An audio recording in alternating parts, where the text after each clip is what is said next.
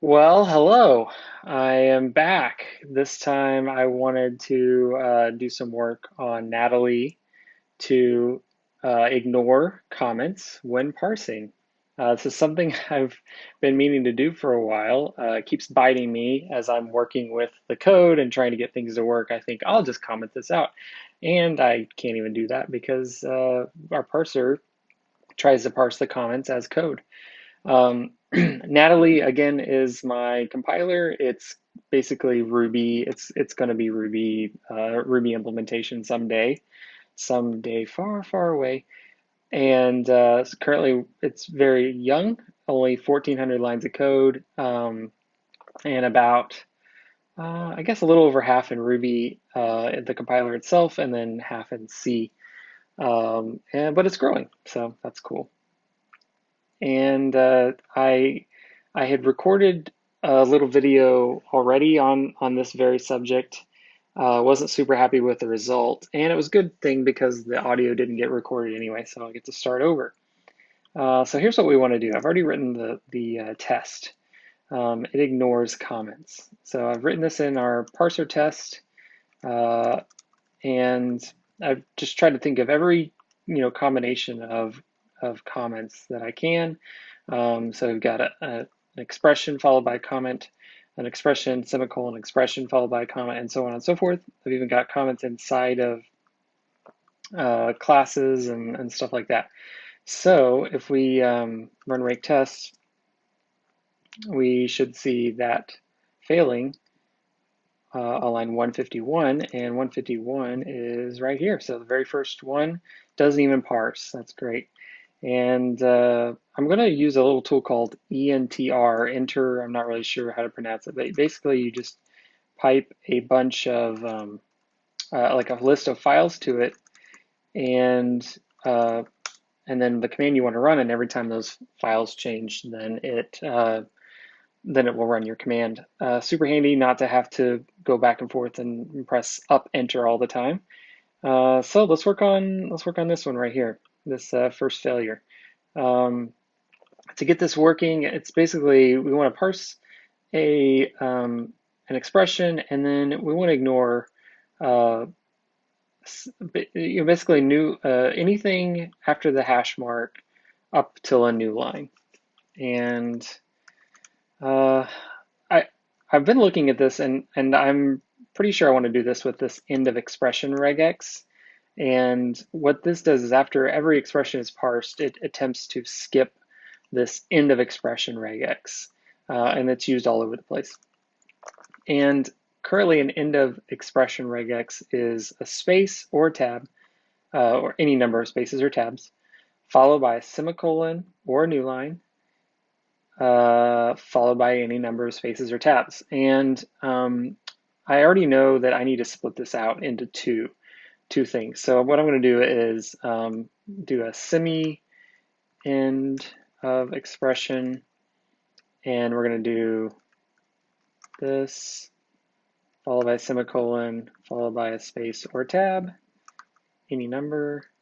Yep. And then I also want to do a new line end of expression. And instead of a semicolon, it's going to be a new line here. And then, so I'm just going to do this, do semi here, or new line.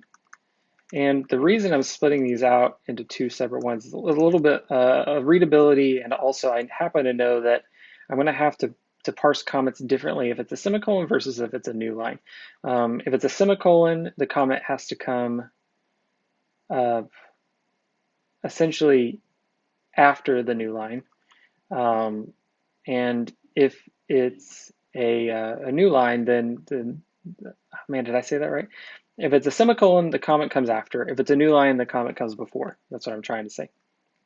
And so just to make sure by doing this, we didn't break any existing tests, which looks like we did. Let me just see, what did I do? I happen to know there was a plus there before. I didn't think it mattered. Um, Yeah, it didn't matter. Why didn't that work? So end of expression, new line, semicolon. Let me just put this back because what this? Oh, it was there is a plus. There was a plus there. So I'm gonna put a plus here. I don't know if that actually was the problem or not. Yeah, I guess it was because since we were matching basically blank lines with that. Um, I think I can come back probably and get rid of these pluses. But th this gets us to where we were. It's basically just a refactor. Um, and so what I want to do is parse or essentially ignore the first test is no semicolon. It's basically going to be a new line. And even though there's not a new line here, we always add a new line just to make things simpler. But so basically we want to do a new line here. And I want to make a new regex called comment. And it's pound sign followed by anything except a new line, any number of those. And so right here, right before the new line, I want to put comment, but it's optional, not required. So I'm going to wrap it in parentheses and put a question mark around it. And hopefully we've got some progress made.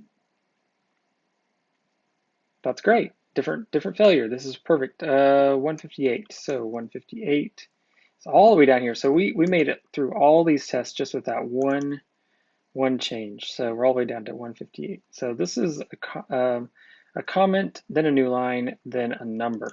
And just from looking at this code earlier, I know that what I'm going to have to do is before every expression, I'm going to have to skip. And I didn't really introduce this parser at all. I guess now's a good time. The way I'm doing this is just a handwritten recursive descent parser with backtracking, and I don't have any tokenization phase at all. It's just using regexes directly on the string. I'm using a library called String Scanner. Yeah, String Scanner. It's built into Ruby. It's been there for ages, so I know it's always available. So you just do require string str scan, and you do string scanner new, and you pass it a string. And what it does is keeps track of where you are. It lets you do backtracking. It lets you do matching of regular expressions, and it's really nice. It makes doing this really nice. And so you see here, all I have to do is I can check if a regex matches, and then if it does, then I can call out to a terminal such as identifier. Identifier looks like this, basically A through Z followed by A through Z or 0 through 9. And then I skip an equal sign and then basically do all the parsing this way, and it's really nice. But back to where we were. We want to skip any comments that come before an expression. So I think what we can do is just skip comments, but I also want to do new lines and such. So let's do, I think I can get away with just doing \s for all space characters, space tab, new lines, so forth. Yeah, I think that'll work. No. Ignores comments. Line 165.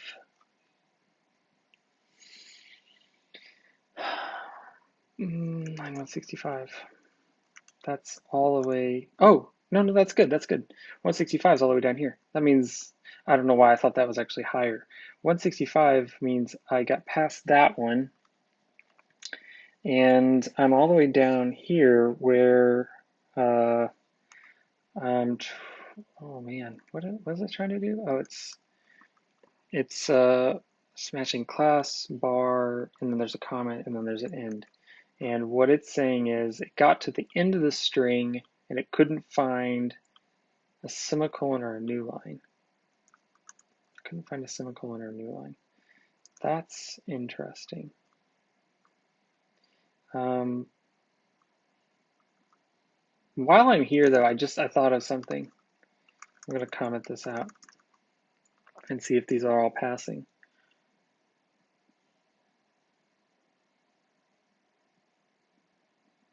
Okay.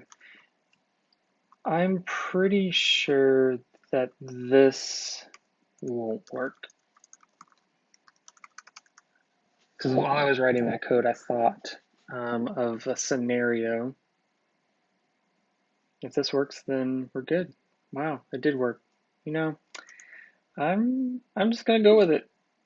So here was my thought. I thought I was gonna have to do while, if it found a comment, then there might have been a comment on the next line and so on. Since that test passed though, I'm just gonna leave this as is. But back to this. Let's go look at class. How does class work? So we essentially skip any, we match the class keyword, skip any space, and then we grab a constant, which is just anything with a capital letter. And then we click that, and then we skip if there's any semicolons or new lines. That makes sense. And then we're looking for end. So I think the problem is here. We're skipping semicolons and new lines, but this is basically another end of expression. So I think we can just do skip end of expression here. This was just a bug that I didn't even know was there. So just to test to see if that works.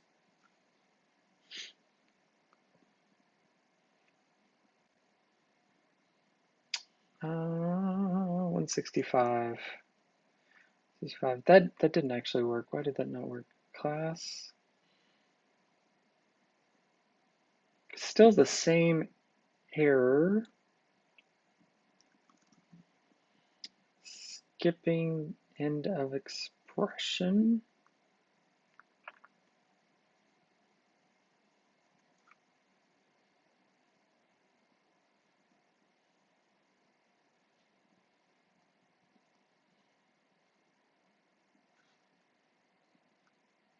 Yeah, let's just go character by character or word by word. So, oh, I'm in module. I don't know. You probably noticed I went down somehow. Let's actually do it on the one that we're actually working on.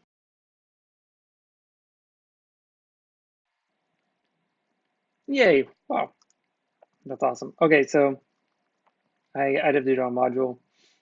Ooh, man, I got checked up. And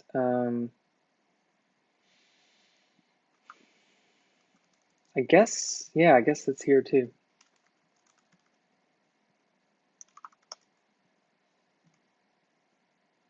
I mean, if I was really diligent, I would test this with a module.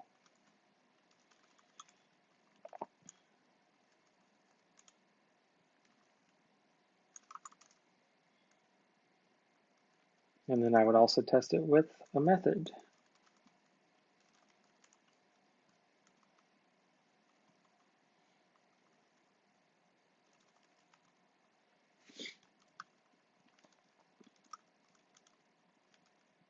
Is that right? I think that's how you do it.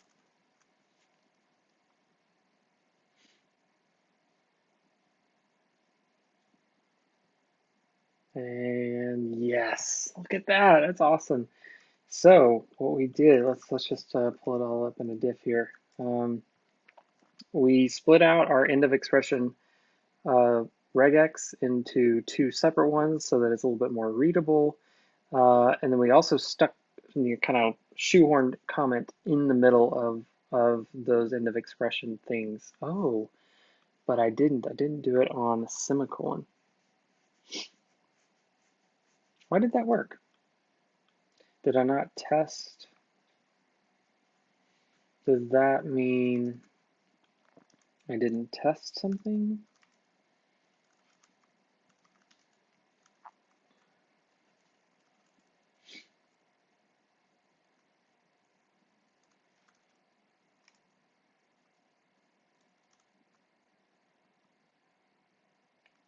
Because in my mind, I was going to have a comment here after the semicolon. Oh, I think I don't need that anymore because I was able to consume comments here before an expression. I think I get that for free. But just to make sure I have a test for it, which one of these tests would qualify? Semicolon. Maybe I don't have any tests. So what if I just did this and I put a semicolon there? Is that actually going to work? I think it will. I don't think I need to modify that other regex. And just to see if I'm completely crazy, like this does fail without this, right?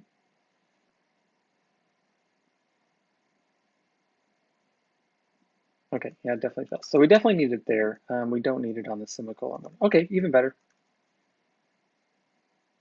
And this is a lot of trial and error for me. I'm not a very good parser writer.